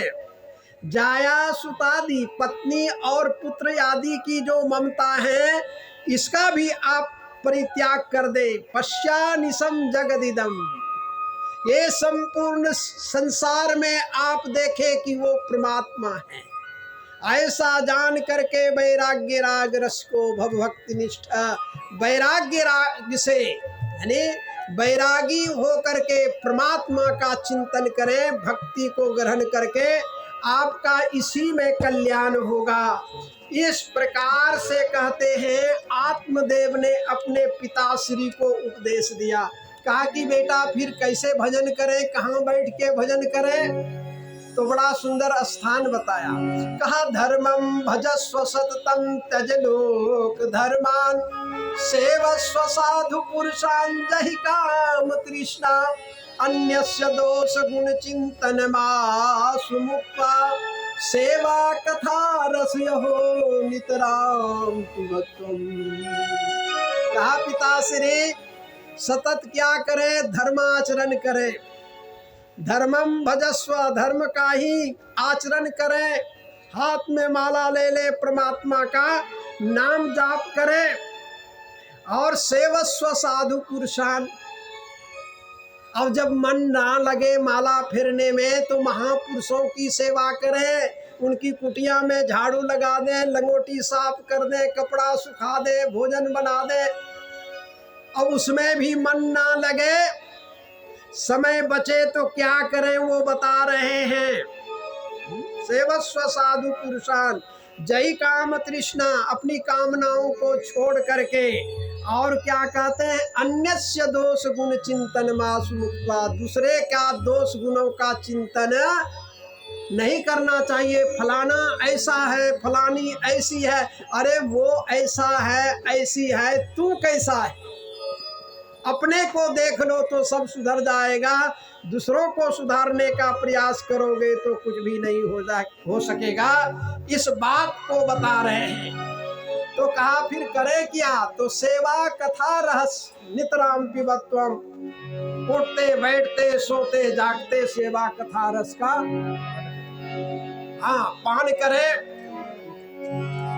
इसलिए आप भजन करें। तो कहा भजन कैसे करें, तो एक बाबा ने भजन लिखा, आप श्रवण कर लें। भजन कर मनुआ मन की गुफा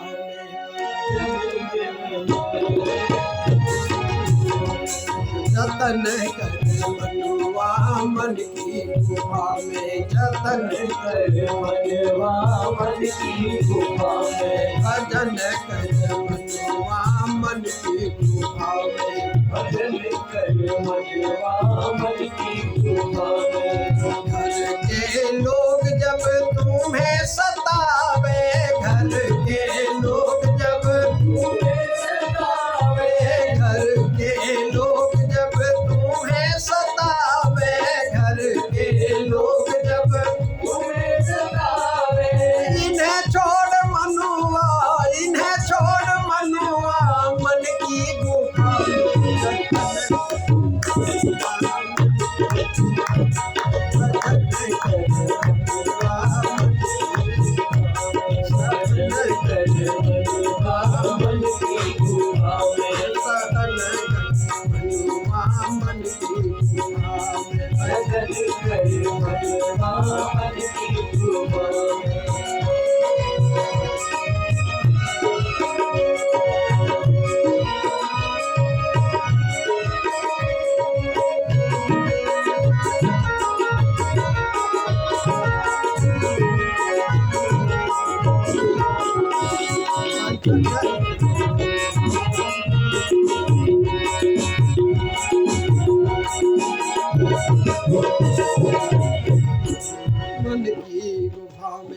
भजन कर मनवा मन की गुफा में। घर के लोग जब तुम्हें सतावे, हाँ घर के लोग जब तुम्हें सतावे, इन्हें छोड़ मनुआ मन की गुफा में। हाँ सारे मन का खेल है। पिताजी इसको अपने मन की गुफा से निकाल दो, अब वहाँ परमात्मा को लाओ और भजन करो। थोड़ी सी कथा और सुनाएंगे, महात्मा पूरा हो जाएगा। बोले श्री वृंदावन बिहारी। लाल की जय। इसलिए इस प्रकार से अपने दुखी पिता को गौकर्ण ने उपदेश दिया और आत्मदेव को अब वो बात सन्यासी की याद आई। उस समय बात समझ में नहीं, अरे वो तो बाबा भी यही कह रहे थे, बेटा अच्छा अवसर मिला है, पुत्र से गति हो अथवा ना हो, हाँ पुत्र सुपुत्र मिल जाए तो सुख मिलेगा, कुपुत्र मिल जाए तो बड़ा दुख मिलता। जिस माता पिता ने 9 महीने तक कोख में रख करके पाला पोसा, आज माता पिता जब सेवा करने लायक हो गए हैं, आज उनको पुत्र की जरूरत है। ऐसे बूढ़े माता पिता को हजारों नालायक पुत्र आज भी है कि घर से निकाल करके नाले में फेंक आते हैं। देखिए, ये कोई जरूरी नहीं है कि निर्धन लोग ही ऐसा करते, बड़े पैसे वाले लोग करते। किसी चीज की घर में कमी नहीं है, लेकिन अपने बूढ़े माँ बाप को सम्मान दे करके राजी नहीं है। तो ऐसे लोग भागवत की कथा भी सुन ले तो क्या फर्क पड़ता है? कोई फर्क नहीं पड़ता। कथा तुम सुनो अथवा नहीं सुनो, माँ बाप से बढ़ करके और कोई देवी देवता नहीं हो सकता। मातृदेवो भव, माँ से बढ़ करके कोई बड़ा देवता नहीं, पिता से बढ़ करके कोई देवता नहीं। माता पिता की जिसने सेवा कर लिया, माँ बाप का जिसने आशीर्वाद प्राप्त कर लिया, वो भागवत सुने अथवा ना सुने तो भी हो जाएगा मेरे भाई बहन। तो ये आत्मदेव की कथा सुनने से हम लोगों को ये शिक्षा मिलती है। 6 महीना जा करके श्रीमद् भागवत का पारायण किया। अंत समय में आत्मदेव को भगवान दर्शन देते हैं, आत्मदेव का कल्याण होता है। बोलिए श्री वृंदावन बिहारी। इसके उपरांत घर में रह जाती है धुंधली। पितृयो प्रतेतेन जननी ताड़िता भृशं को वित्तं तिष्ठति ब्रूहि हनिष्ये लाप्तया न चेत। एक दिन गौकर्ण ने धुंधुकारी ने धुंधली से कहा, अच्छा तुम उसको घर से भगा दिया, अब तू बता कि धन कहाँ है, और नहीं तो जैसे उसको मारा था वैसे तुम्हें भी मारूंगा। इस धमकी को सुन करके गौकर्ण की माँ इतनी भय से भयभीत हो गई कि रात्रि में कुएं में जा करके कूद करके अपने प्राण का अंत कर लिया।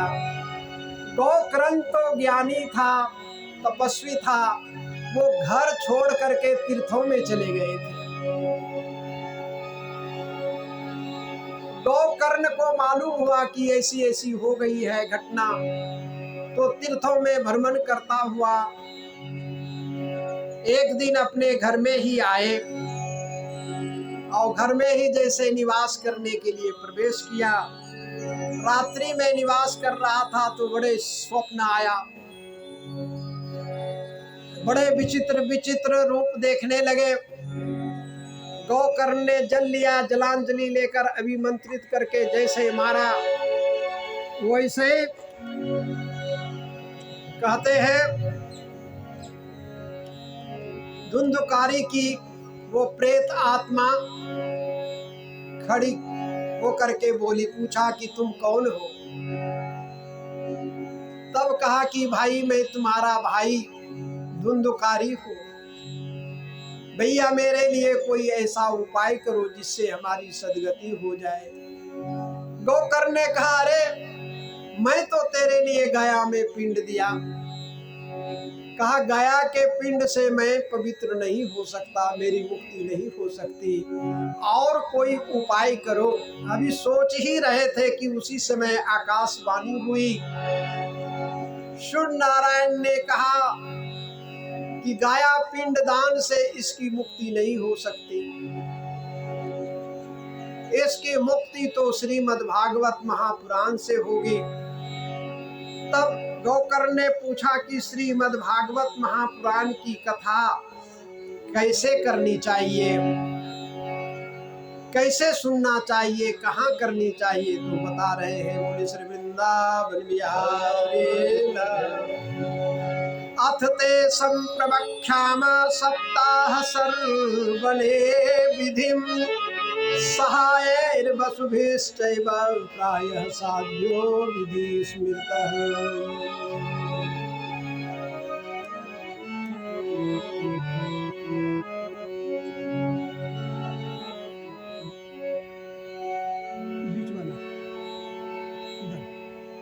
हाँ, नीचे धा से धा, कोमल धा, भैरवी में।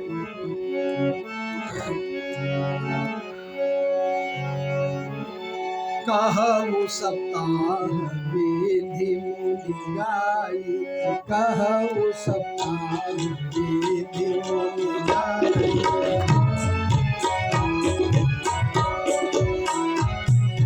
कहु सप्ताह विधि मुनि गाई,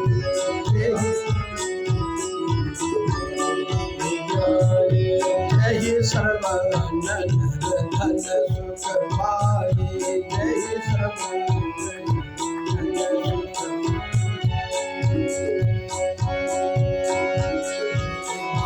भाद्रयाश्विन कार्तिक सुहाई, भाद्रयाश्विन कार्तिक सुहाई, मार्ग आषाढ़ श्रावण गाए, मार्ग आषाढ़ श्रावण गाए, मार्ग षष्ठ मास कथा से मुनि गाई, श्रेष्ठ मास कथा से मुनि गाई, सुख संपत्ति धन सुख संपत्ति धन सुख गाई, सुख संपत्ति धन सुख गाई। कहते हैं इस कथा को कैसे कराना चाहिए। सर्वप्रथम अच्छे विद्वान पंडितों को बुला करके उनसे मुहूर्त पूछना चाहिए। मुहूर्त पूछने के बाद जिस प्रकार से विवाह की तैयारी करते हैं, लड़की की शादी की तैयारी करते हैं, ये कथा एक आदमी के सहयोग से नहीं होता। भगवत कथा में सबका सहयोग होना चाहिए। पत्रम पुष्पम फलम तो। और कहते हैं सबसे पहले मुहूर्त पूछना चाहिए। जब मुहूर्त हो निकला है, भूमि पूजन होना चाहिए। भूमि पूजन के बाद कहते हैं भाद्र आश्विन कार्तिक महीना, मार्गशीर्ष आषाढ़ और श्रावण, ये 6 महीना में यदि कथा कराए जाए तो श्रेष्ठ कथा कही जाती है। ये कौन सा महीना चल रहा है पंडित जी? माघ चल रहा है। मुहूर्त में कथा हो रही है।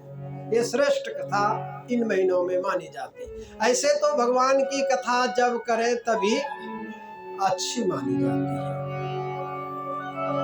कथा प्रारंभ होने से पूर्व एक दिन हे व्रत धारण कर ले। छौर आदि कर्म है, भूमि पर शयन है, ब्रह्मचर्य व्रत का पालन है। और जब कथा समाप्त हो तो विधिवत यथाशक्ति,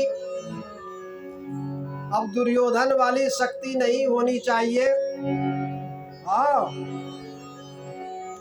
भगवान तो दुर्योधन के यहाँ आए थे तो यथाशक्ति सेवा नहीं किया। कैसे सेवा किया देखो,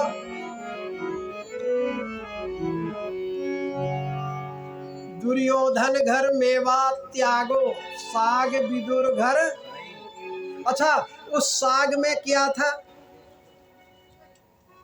मेवा। हम लोग भी तरसते हैं कि भाई मिले है? लेकिन वो ड्राई फ्रूट दिया था, जो ड्राई फ्रूट दुर्योधन नहीं खाता था, वो रखे रखे वो उसमें नक्शा हो गया था। वो प्रस्तुत कर दिया। अब भगवान ने देखा, कहा भाई इस ड्राई फ्रूट को खाने से क्या लाभ? और विदुर की झोपड़ी में सर्वोत्तम क्या था? साग रेचक होता है। और उस झोपड़ी का सर्वश्रेष्ठ पदार्थ था, इसलिए साग को खाया। विदुरानी का छिलके भी बताते हैं। अरे हम लोग जल पीते हैं तो उसको भी देख के पीते हैं, थोड़ा सा कोई चीज गिरा हो तो। भगवान ने छिलका ही कैसे खा गया? नहीं नहीं नहीं नहीं, छिलका खाए नहीं, विदुरानी ने छिलके खिलाए। कई लोग केला ऐसे ही पकड़ा देते, ना धोया ना। हाँ, नहीं, उसको छीला फिर खिलाए। बोलिए श्री वृंदा। अर्थ तो वही है, अस्तु। तो भाव के अनुसार इस पोथी का दान कहते हैं स्वर्ण के उस पर रख के देना चाहिए। अस्तु, सब नहीं कर सकते हैं तो स्वर्ण जैसा भाव, कोई जरूरी नहीं है कि सोना दान करे, भाव होना चाहिए। भाव से पोथी का दान करें, पोथी दान का महत्व है। इसलिए और भागवत का ज्ञान सप्ताह जब समाप्त हो तब गृहस्थ हो तो गायत्री मंत्र का, और विरक्त हो ओम नमो भगवते वासुदेवाय का जप, और लास्ट में यज्ञ हवन करके ब्राह्मण को, गौ को, दीन दुखियों को यथाशक्ति सम्मान पूर्वक भोजन कराना चाहिए। बोलिए श्री वृंदावन बिहारी लाल की जय। भागवत में 4 शब्द हैं। भा शब्दो कीर्ति वचनों का शब्दो ज्ञान वाचक, सर्वष्टो वचनो वस्य तो विस्तारिकस्य वाचक। भा शब्द का अर्थ होता है भा दीप्तो, जिसको सुनने से आपका मन खिल जाए, और जब मन खिलता है तो चेहरे पर कांति आते, प्रकाश आते। तो भा शब्दों कीर्ति वचनों, और जिसके सुनने से कीर्ति मिले। अब कीर्ति ना मिले, प्रशंसा हो। कीर्ति क्या? प्रशंसा। जिधर भी जाओ उधर प्रशंसा हो कि देखो भाई फलाना ने ये काम कराया, बड़ा अच्छा काम कराया। भा शब्दों कीर्ति वचनों, ग शब्दों ज्ञान वाचक, जिसके सुनने से हृदय में ज्ञान हो जाए उसको ग कहते हैं। तो भाग ब का अर्थ होता है व्याप्त, वो परमात्मा सब में व्याप्त है। विष्णु जो है ब अनि विष्णु, वो विष्णु सब में प्राप्त है, जर्रे जर्रे में है वो परमात्मा। तो हर स्थिति में वो परमात्मा है, तो हर स्थिति में उस परमात्मा का अनुभव करना। और कहते हैं ता तारन इस जग विस्तारा। ता का अर्थ होता है संसार का उद्धार करने के लिए ही भगवान ने जब गोलोक धाम जा रहे थे तो पूछा कि प्रभु आपका, कहा मैं कहीं जा नहीं रहा हूँ, मैं इसी भागवत पुराण के रूप में ही उपस्थित रहूँगा। जो इससे प्रेम करेंगे वो मुझे प्राप्त करेंगे। बोले श्री वृंदावन बिहारी लाल की। सारे संसारे विषय विष संग क्षणार्थं क्षेमार्थं पिबत गाथा सुंदर किमर्थं व्यर्थं भो व्रजत कुपथे कुत्सित कथे परीक्षित साक्षी श्रवण मुक्ति योक्ति कथने। ये इस आसारे संसारे, ये संसार विषय विष संग कुल है। विषयों के संग होने से इस आसार संसार में ये जीव आत्मा दूषित हो गया है। अब उस अविद्या से मुक्त होने क्षणार्थम क्षेमार्थम, क्षेमार्थम क्षणार्थम, अपने कल्याण के लिए एक क्षण के लिए भी कोई इस सुख गाथा को है, सुख शास्त्र को का पान करते हैं, श्रवण करते हैं, तो कहते हैं क्या होता है, तुल सुधा में ये भागवत कथा रूपी अमृत का पान करने वाले का कल्याण हो जाता है। इसलिए किमर्थम व्यर्थम, किस लिए तुम व्यर्थ का इधर उधर भाग दौड़ करते हो, हैं? भाग दौड़ को छोड़ करके इधर उधर भटकना छोड़ करके कुपथे कुत्सित कथे, कुमार्ग में चलना और कुत्सित बात सुनना जो सुनने लायक नहीं है। सुनने लायक क्या है, भद्रं कर्णे भी शृणुयामः, जिसके सुनने से कल्याण हो। तो ऐसी चर्चा भगवान की चर्चा है, तो भगवान की चर्चा सुनना चाहिए। तो बड़ा सुंदर उदाहरण दिया, परीक्षित साक्षी यत श्रवणगत मुक्ति युक्ति कथने। तो कहा इस कथा को सुन करके किसका क्षेम हुआ, किसका कल्याण हुआ, तो कहा इस कथा को सुन करके राजा परीक्षित का कल्याण हुआ है। यही इसमें उदाहरण है। बोले श्री वृंदावन बिहारी लाल की। और किसका कल्याण हुआ, तो कहा इसका कल्याण हुआ धुंधुकारी का है, धुंधुकारी की, धुंधुकारी का भी कल्याण हुआ।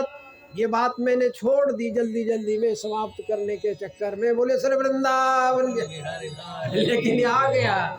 तो धुंधुकारी जब 7वें दिन, हाँ 7वें दिन जब लास्ट में 7वें दिन था, वो 7वां गांठ जब वो फटा, तो 7वां गांठ फटने के बाद कहते हैं कि विमान आया। और जैसे विमान आया तो उस पर धुंधुकारी की आत्मा को बैठाने लगा। तो गोकर्ण ने पूछा, कहा हे धर्मदूतों रुक जाओ रुक जाओ, अरे मैंने समान रूप से कथा का गान किया है, और एक धुंधुकारी नहीं, यहाँ बहुत सारे धुंधुकारी बैठ के कथा सुन रहे हैं, तुम एक विमान लेके आए हो।